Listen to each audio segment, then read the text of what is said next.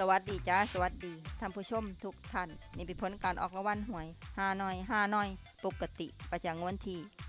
29พฤษภาคม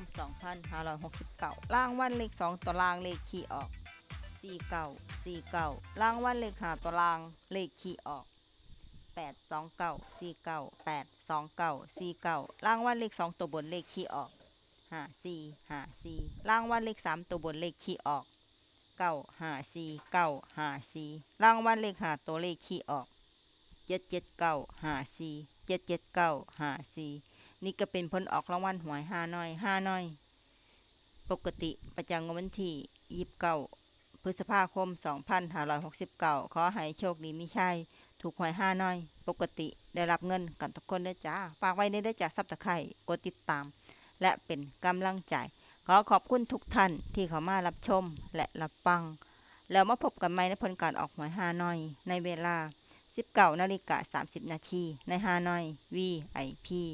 สำหรับครั้งนี้ขอบคุณและสวัสดีจ้า